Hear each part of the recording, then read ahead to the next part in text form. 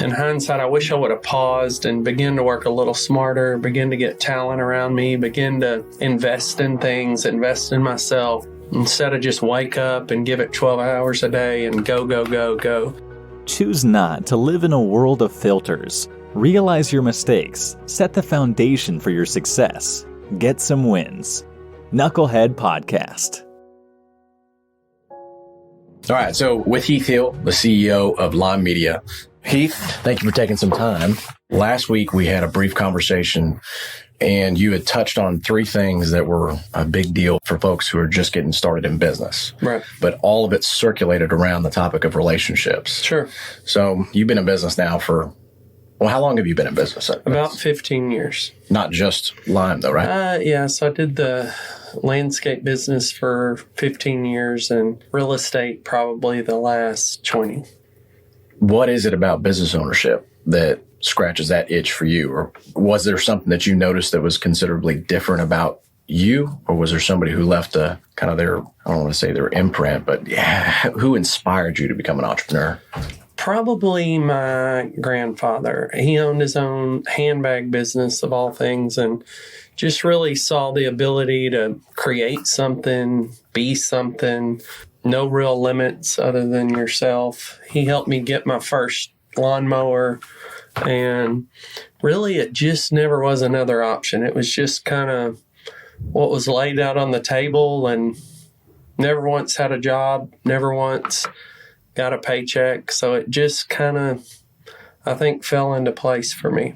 Do you think that people, just based off of that perspective, do you think that people are born that way? They're wired to become entrepreneurs, or can they learn it? I would say I definitely think half the people out there are born into it. Okay. They don't necessarily choose it. They don't even know why they're doing it. It's just kind of instinctual.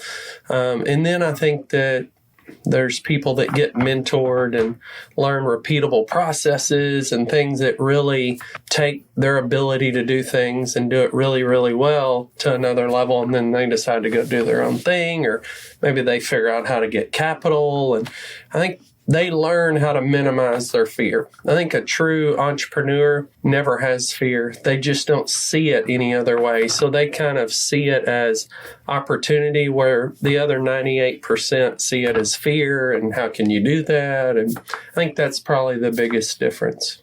I mean, most people would categorize what you're talking about as inspiration in a way, something that's conceptual that they can kind of see with their mind before it actually manifests itself in the physical. So those principles don't always calculate for folks that are more analytical, so to speak, or they need to see something physical first before they actually can make it happen. Right. However, that's not the way that you've learned. Right. You've learned through experience.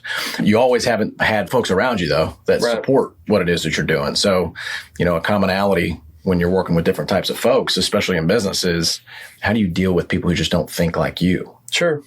So I would say probably most of my professional life, I didn't have people that thought like me. Probably the last 3 to 4 years, we've been able to recruit talent. And that term in itself sounded comical to me my whole life, because I don't think I valued talent. I think I just thought I couldn't afford them, and it was what it was, and didn't really realize that talent will always pay for itself. And I think it's just a process. Had I to do my life over again, or speak into either one of my boys, I think mentorship would have been, I would have sought it out even more than I did. I definitely sought it out at a young age, but I don't know how intentional I was with it. Whereas my boys are, my oldest is meeting, men and women too for breakfast, every week, trying to learn and trying to get spoken into. And I just never really knew that was a viable option, that successful people wanted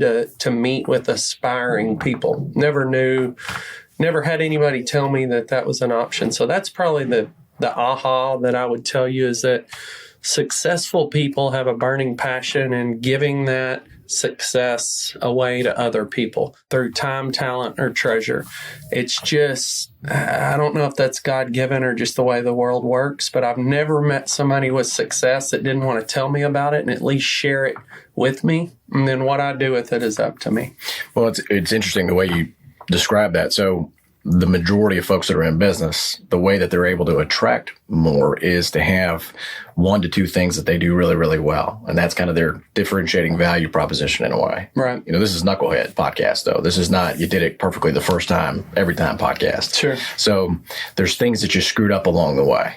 And what you find when I say you, I'm talking about people in business. Whenever they fail, they almost fail fast. And as they fail fast, they continue to accumulate wins. Right. We call that process just get some wins. Yeah, sure. Right. And, my experience in my career, obviously it's more sales oriented, top of funnel business development type of activities where you're essentially pounding the phone. I mean, your metrics, you kind of prove your worth by being able to drill into communicating with folks. Right.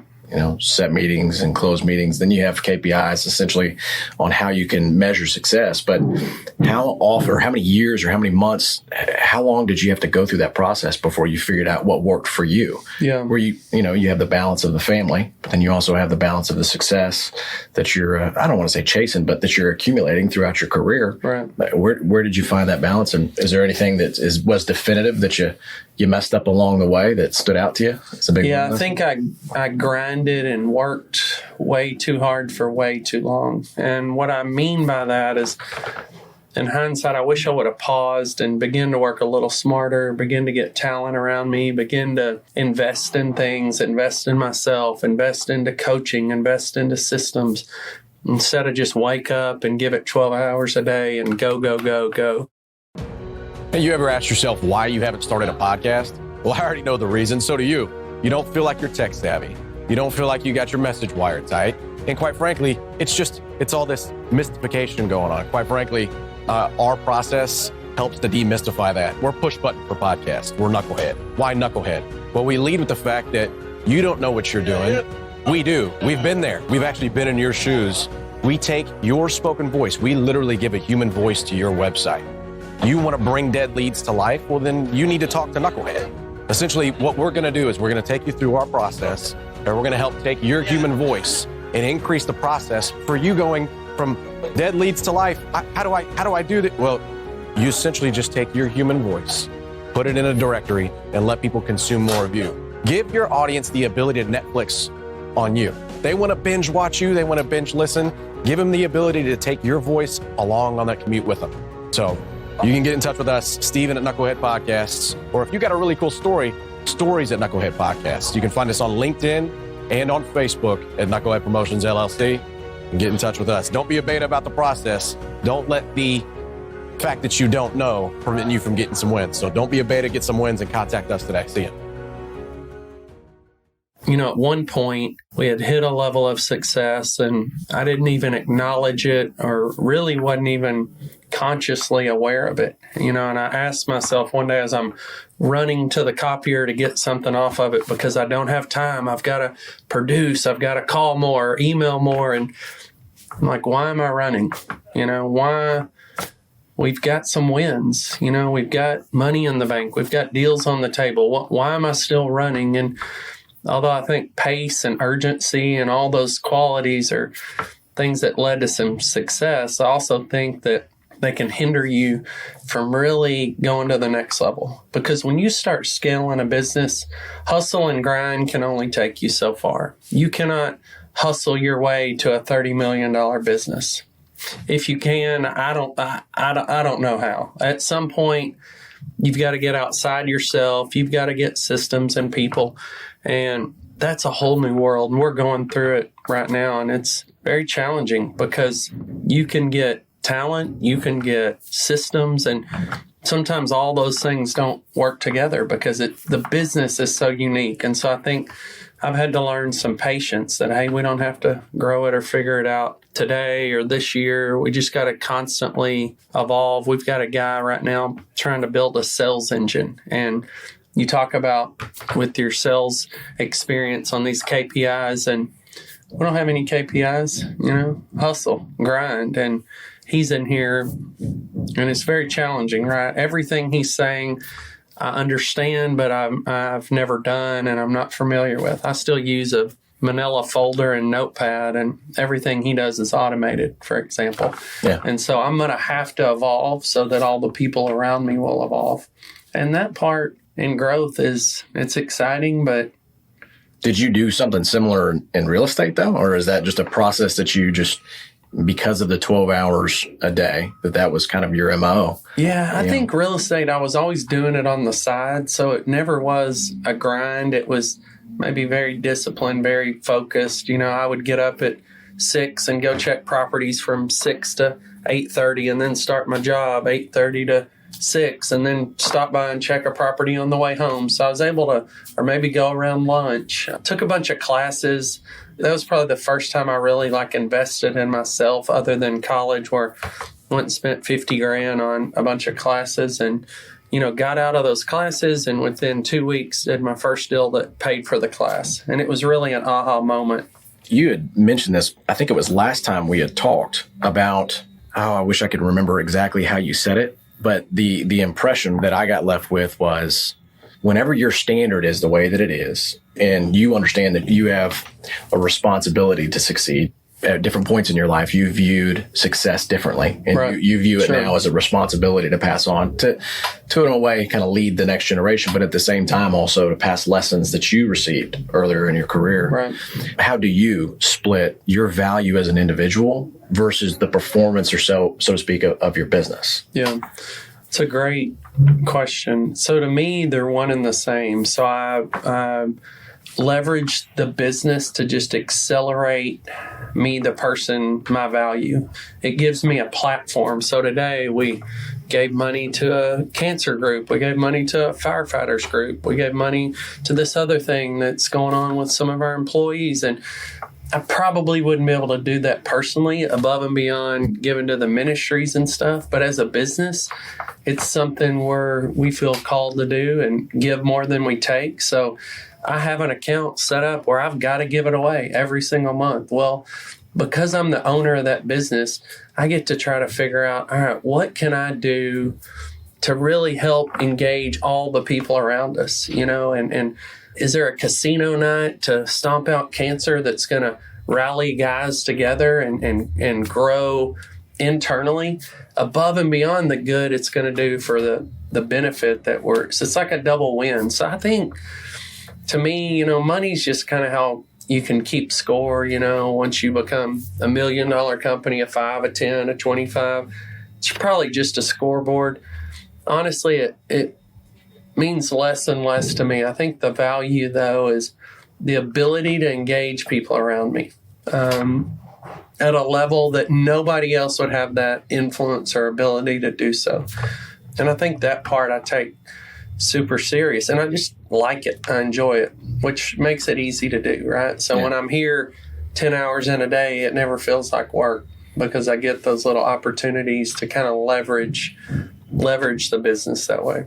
When you talk about leverage and the perspective that you have, we try to extract some perspective also from every person we sit down with, and that is when folks that you care about, folks that you're so into that don't think the way that you do, and we're talking about family and potentially some dead weight in an organization sometimes. Sure. How do you evaluate that? How do you not necessarily get involved in the emotional churn and actually operate a business?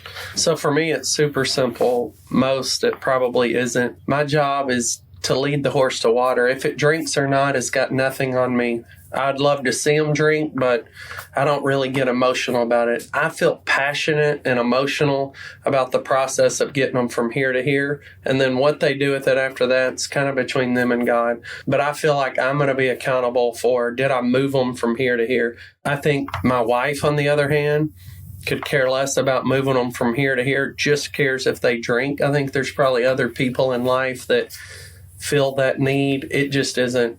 It isn't mine. We were doing some goal setting last week and teaching 5 fabricators how to goal set. They had never heard of goal setting, never had anybody show them, never heard the term, you're the sum of the 5 people you hang around, never heard the term, show me your friends, I'll show you your future. No concept of what I was talking about. So I spent 45 minutes with them, showed them how to goal set, take a 2020 plan. We did it in real time, so they walked out with that. And they really bought into the fact that, man, if I'm the sum of the 5 people I'm around, I need to make some changes, right? And so it was an aha moment. Now, have any of them done it? Is there any movement? I don't know. But to me, I'll do some follow-up just to kind of do my part. But other than that, I really feel like on to the next project. And we'll see, on the other side of life, if that's right or wrong. But for whatever reason, it's very black and white to me. Yeah. It hasn't always been that way, right? So it took some time to get to that point. I remember us talking, because we've known each other for some time, but you had talked about taking some tests that revealed back to you where your strengths were. Sure. And at some point in time, you just said, hey, listen, this is where I'm going to operate. Yeah. I'm not necessarily going to go try to shore up some of my, for lack of a better term, weaknesses. Yeah. Yeah, you're right. And those were so valuable. Strength Finder is what it was. So this is one of my strengths, is coming in, getting somebody excited about something. But for me to follow up and mentor them or coddle them along the way is not my strength.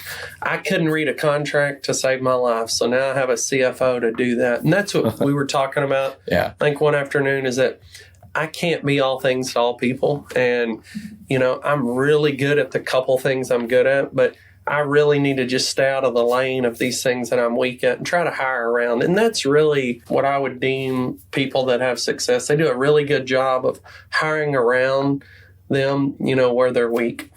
So let's wrap with this. So it's an interesting thing, given that you have kids and you have fabricators or folks that work for you, age range on who gives inspiration from all over the world. You've been all over the world. What do you see? So if you could fast forward 2 to 3 years and you see the way that your business is operating, you also see the way that people consume information, and you also see this dynamic environment where there's problems that exist in the marketplace. People don't always operate with integrity or morals and values or the highest level of ethics, whether they're in business or not. Right. Where do you see, or how do you see business changing as your kids now then take over the leadership for the marketplace as things go and grow and evolve and change? It's a great question. It's hard for me to project 5, 10, 25 years. 10 years ago, social media in my world didn't exist. I remember the first campaign we did where we were trying to get likes on Facebook, and we really didn't know why or what we were going to do with it, but that was the whole campaign. The evolution has happened so fast over the last 18 to 24 months that I can't imagine what it's going to look like 2 years from now. I do know this: it's not going to look anything like it looks like today. So for me, I think we've got to pivot faster. We've got to move quicker. We've got to call audibles more and not get comfortable or set in our ways, because the technology, 5G is going to change everything. We haven't even experienced it yet. When I drew the parallel that 3G in Sprint and AT&T is what allowed us to get apps and Facebook and Netflix and all the things that we kind of feel like have now been there forever, they didn't exist before 3G happened. 3G allowed all that technology to work kind of on the superhighways, and we don't even connect Uber with Sprint's 3G, but without it, there would be no Uber. And I think that's the part that was so aha. And so when they talk about 5G, there's no more downloading. It's there. It's just streaming. It's real time. And the fact that we got to go to a 5G experience and see how fire chiefs are, at some point not going to be going up into the building, around the building, but they're actually going to be in VR and be in suits and be able to fly all over the building without ever leaving the office and control the entire city, what they're calling smart cities, which will come over the next decade. It's mind-blowing. So I feel like we're going to have all these kids just fighting fires potentially from a computer. Like it doesn't even register or make sense to us, but it's coming. When they showed me what's possible in smart cities, it's mind-blowing. I think we will be marketing in a world where we can take somebody through an experience that doesn't even exist, but they're in a physical world, but we're taking them into the digital world. Ready Player One does a great job kind of showing that, but I think that will become a form of marketing because there's no inventory. There's no catalog. It's infinite, and you can have it your way in real time. So what's coming, who knows? But I'm excited about it. Well, it's interesting because you're in the experiential marketing business. Right. You take something largely conceptual and you give people at least a framework, a taste of what's capable. And then it's interesting the way that you had talked about, you lead people to the water and it's whatever they want to do with it after they get to that certain point. Sure. And that's essentially what your business is too. Sure. Right. Right. And people are allowed to experience and kind of go through those iterations themselves by experiencing the activations that y'all put together. Yeah. So, And I think as I've got older, I've realized that everybody's perception and everybody's preconceived perception is so different. Yeah. I think my whole world was grown up around the idea that everybody kind of thinks alike, walks alike, and talks alike. And it's just fundamentally not true. Right. And marriage teaches us a lot about that. yeah, I'm sure that there's some scientists somewhere in California that would disagree, but that's for them. All right. So with Heath Hill, the CEO of Lime Media, appreciate you taking some time today. Anything else that you want to leave these folks with, or the best way that they can get in touch with you or your business? Yeah, lime-media.com. Probably close with this. We didn't spend a lot of time diving into relationships, but one of the things I would challenge you with is that whatever relationships you're trying to create, don't be intimidated. Don't feel like you're not good enough or that person's too high level. Because what I can tell you is most of those high level people aren't being approached for relationships or for mentorship. And again, this is what I'm talking about relationally is more giving than taking. Sure, salespeople hit these people up, but what I'm talking about is a way to see life or an attitude or a perspective or trying to gain some knowledge. And what you'll find is that 9 out of 10 people want to give that to you and give it to you very freely. But you do have to pursue it. You do have to ask for it. So I'd challenge you with that because it is pretty life-changing when you begin to get higher level people speaking into you and you start realizing as the sum of the 5 people you're around elevates, you begin to elevate with them. I really don't have anything else other than to say thank you. Enjoyed it. Appreciate you.